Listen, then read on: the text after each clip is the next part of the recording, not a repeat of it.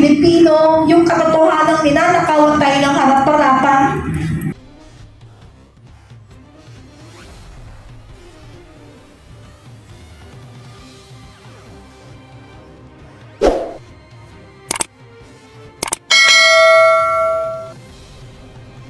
Edgar, malaking bagay po na meron tayo mga leaders kinatawan sa ibang bayan kasi minsan mas maingay pa nga yung mga kababayan natin sa ibang bansa dahil nakikita nila na tayo, nandito tayo pero hindi tayo kumikilos.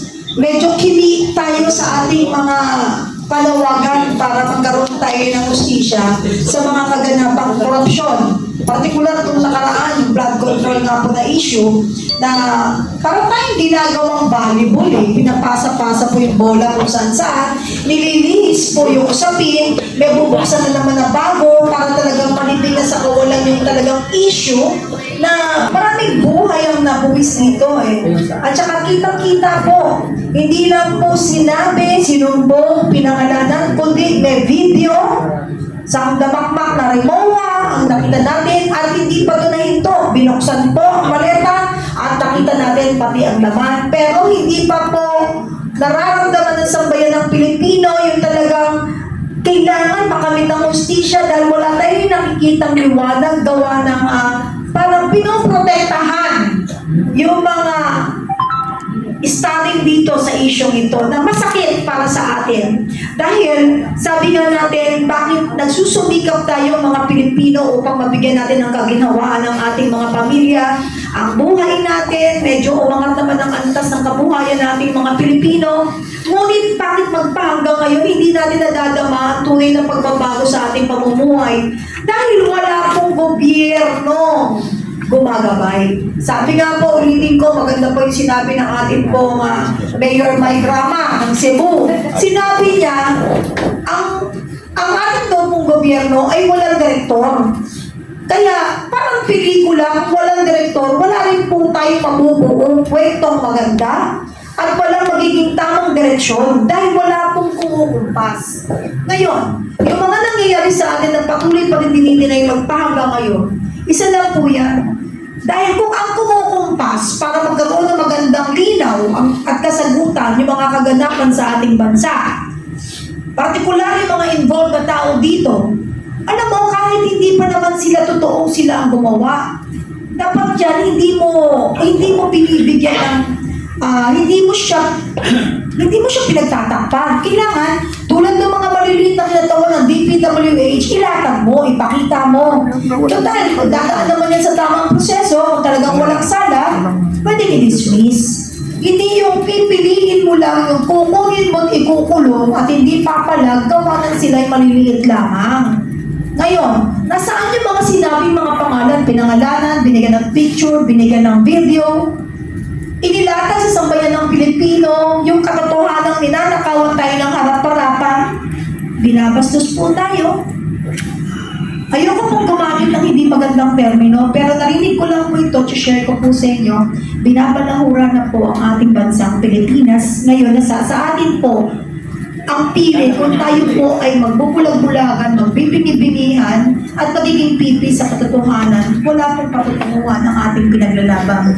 Kaya nga, ang bawat tinig ay mahalaga. Kaya nga sa hapong po to, tanghali na pala. Bago pa ng halian, tatapusin na po natin ang ating effort episode at sana po sa susunod ulit na kapihan sa PDP ay magkita-kita tayo. Ipadama ninyo ang inyong suporta bilang Pilipino, hindi lamang bilang vlogger or media or influencer. Kasi lahat tayo bilang Pilipino may kanya-kanyang role. Maliit man, malaki, o nandun po tayo sa tuktok ng karangyaan, kung talagang gusto at may malasakit at pagmamahal tayo sa bayan, pwede natin itong ipakita at ipadama sa atin pong kanya-kanyang pamamaraan. Ka-Ibe?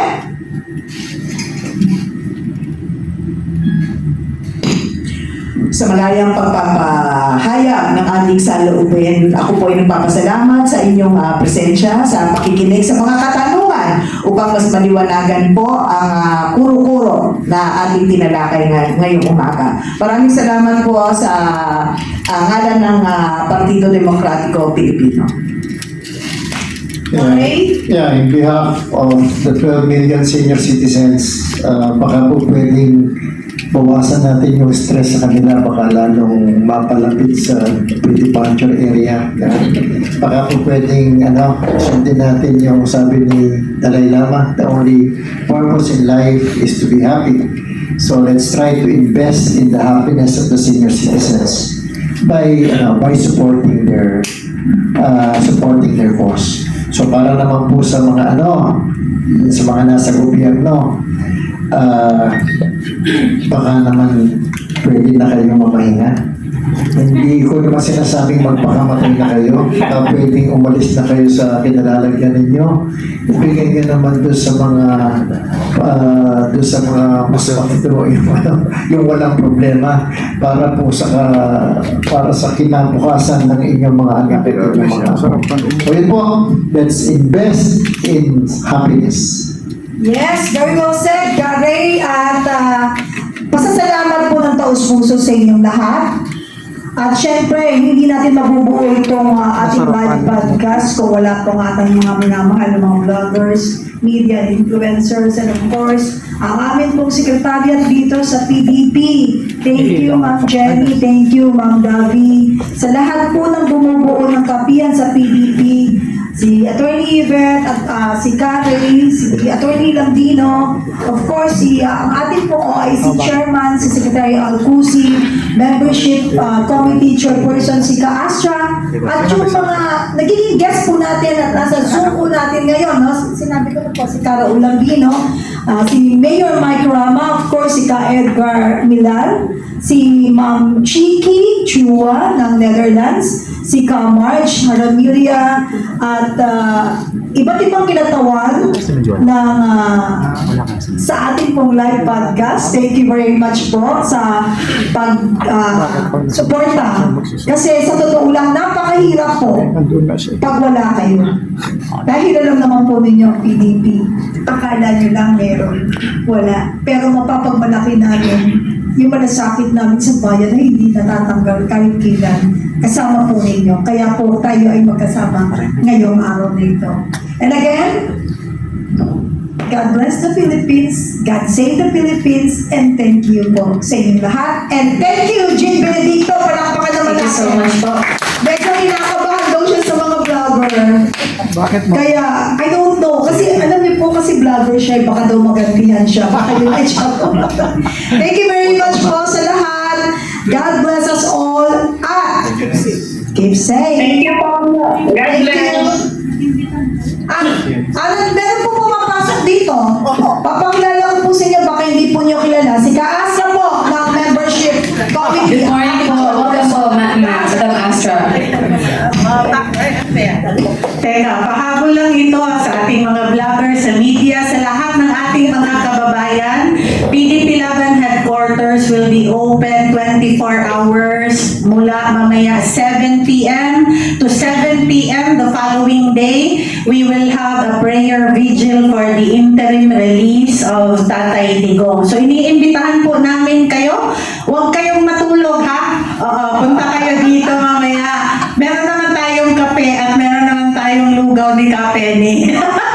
So, welcome po kayo. Mamaya, let us gather together para abangan natin at ipagdasal natin si Tatay Digong. So, tandaan niyo po, a prayer vigil, a call, ito to, a call for a prayer vigil, I call for 24-hour prayer vigil for the interim release of Tatay Digong, November 27 to 28, 2025, 7 p.m. mamaya hanggang 7 p.m. bukas. So, inaanyayahan namin kayong lahat para samahan tayo dito dahil mahal natin ang ating pinakamagaling na presidente ng Pilipinas, si Tatay Digong.